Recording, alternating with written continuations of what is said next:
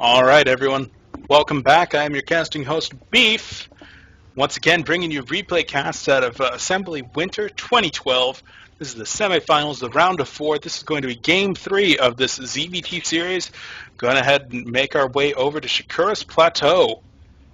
And so we do see these players spawning in close by air positions. It's going to be close by air, far by ground, kind of far, cross positions further. But no big deal. Let's get ahead into these player introductions. In the top right-hand corner, we do have the Red Zerg, up 2-0 in this series. He is the pride of France and the ace of Team Millennium. He is Stephano. In the top left-hand corner, back 2-0, going to need to win 3 in a row to take this best of 5. He is a relatively new addition to Team Evil Geniuses and one of their star players, one of the top Korean Terrans in the world. He is EG.Puma. And so, like I'd mentioned, Stephano actually with a 2-0 lead in the series. If you haven't watched the other 2 games yet, be sure to check out my channel. Both of those are cast. And, Stephano looking very dominant. Both games using a heavily Ling Infestor style, something that is really trademark Stephano play. And just making sure to prevent Puma from really getting the economy that he wants, and then just being extremely aggressive. Last game we actually saw speed Banelings, just able to make effective work of just taking Puma out, taking him out. He let Puma get up on the 3 base, and even with 4 bunkers, 4 siege tanks, and a huge bio ball, the fungal growths, in addition to speed banelings, just proving too powerful for Puma, and he had to tap out there on Antigua Shipyard. So in this game, once again, Stephano being able to take a 15 hatch. So that's the ideal situation for Stephano. The reason that he's able to do that is because he is getting these drones into the base, making sure that there's no shenanigans coming out, feeling safe in that. And Puma, with trying to defend the drone that was doing a lot of harassment, as we saw there, not able to get his scout out quite fast enough, not able to block that with an SCV, or even something like an engineering bay, which a lot of Terrans are starting to do these days, similar to the pylon blocks that Protoss players have been using for a while. So we do see Puma taking a relatively early gas again, but the first 100 is going to a factory this time instead of a tech lab. First 2 games were Reaper openings. This one's going to be what appears to be standard FFE, or excuse me, reactor fast Hellions. Oh man, if a Terran was Forge fast expanding, that would be the most terrifying thought ever. Terran with cannons. Ugh. Back at home, Stephano has been mining gas for quite a while. Here's as the spawning pool starts. He starts up, finishes. Spawning pool finishes. He starts up a queen. And with that first 100 gas, I would definitely expect to see speed research. That's going to be instrumental in being able to combat the Hellions that are coming out for something like map control, and just to make sure that he's going to be able to spread his creep and to prevent anything like Hellion run-bys going by and terrorizing his mineral line. And Stephano's actually going to get hit by a supply block relatively hard right here. He hasn't started an Overlord yet, and he is at 28-28, so this is going to be a hard supply block. At home, starting a command center on the low ground is Puma, and pretty feeling safe there. I'm not so sure that I would be feeling safe in his shoes. With speed starting right now, at the same time that speed is going to finish, the command center is going to finish, right? 60, yeah. So speed's going to finish at the exact same time as that command center finishing, and if Stephano did press a lot of lings right here, because he's going to get up in there, and he's going to be able to see what's going on. And if Stephano sees this, he might pump a ton of lings and just hit that at the exact same time that speed finishes, and he's going to be able to deny a lot of mining time and really just, make sure that Puma's not going to be getting the opening that he wants.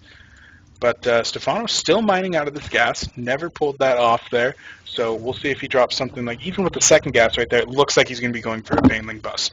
I can't imagine him getting a lair this early in the game.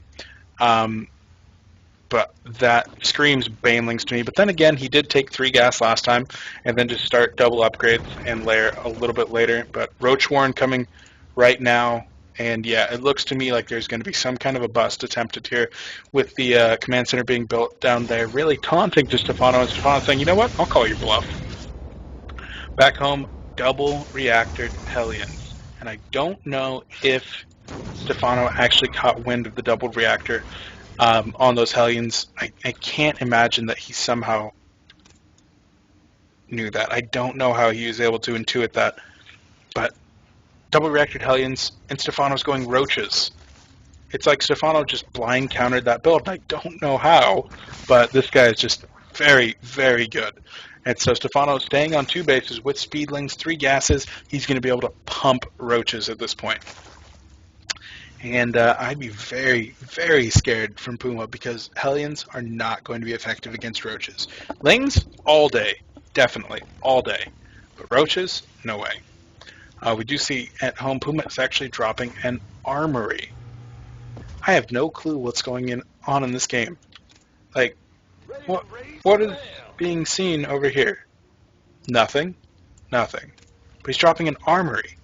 And the only reason I can think of that, because he's not getting any upgrades, he's going to be starting Blue Flame and Thors. I just don't even know. But at the same time, I think he's going to have to nix that plan. He's going to have to use the Tech Lab to start producing Marauders, but Baneling's coming in right there.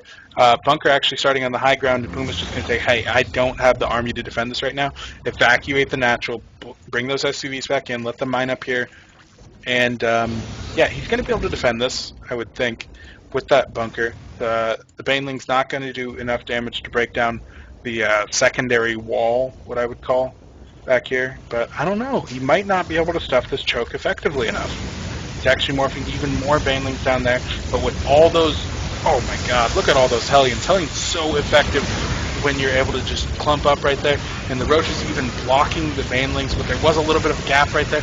And the Banelings are able to get hits on the SCVs. The SCVs are parrying each other, but the Hellions, because of their high numbers, actually pretty effective against these Roaches.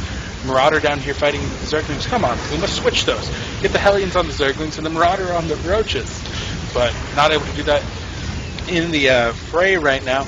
And it looks like Puma will be able to clean this up. The stream of units coming across pretty slow right now, and with a couple of SCVs here and the units that are coming out, he will be able to clean this up, but he won't be able to reestablish his wall before these next groups of Zerglings come in, so he's still going to have to deal with those.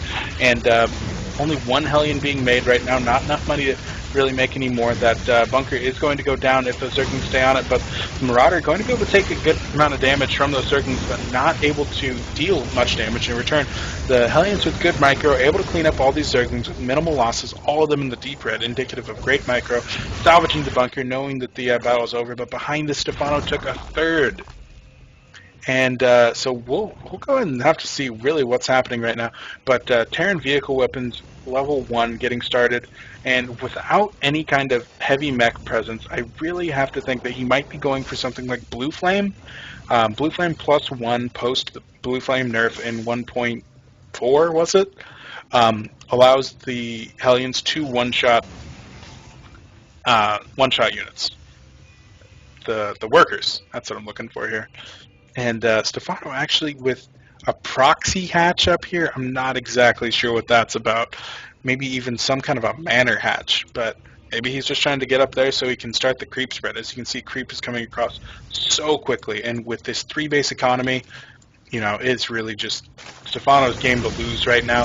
At home, he is starting plus 1/1 for his ground and upgrading the lair, but the Italians are going to be able to push back this army pretty effectively. Third factory is coming down, so we are going to be seeing some kind of a mech play. I'm a little bit surprised that we haven't seen Blue Flame started. That's an integral part of play. And why are these SCVs retreating? He's just seen that hatchery, and I think it spooked him to the point that he retreated all of his SCVs back into the base. And I don't know that he really needed to. Anyway, here comes the attack. Baneling's going to be able to connect on a couple of those Hellions, but not really too effective. Marauders from the high ground going to be super effective. I guess we're playing Pokemon now. Against these Roaches, Blue Flame finally going to get started in the middle of this. 3 of these Marauders going to be trapped up here on the ramp. Not going to be able to clean up all these Roaches with just these Hellions and the Marauders, and I don't see this game going any further. There it is. There's the GG. And Stephano takes the series in a clean sweep. 3-0, and Stephano is going to be advancing to the finals here at Assembly Winter 2012. And Puma down 0-3, going to be knocked down to the bronze match. And yeah, good game. Stephano just looking on another level compared to Puma. Stephano's build very, very dynamic. different things coming out of Stephano every game. Saw Roaches for the first time in this game, Banelings in the second game, but Infestors in both of the first games, and no Infestors here. Probably because he didn't get to the time where you normally get Infestors, but interesting. Anyway, once again, as usual, thank you very much for watching, guys. I've been your casting host, Beef. These are some of my first games casting. So please make sure to like, subscribe, comment on the videos.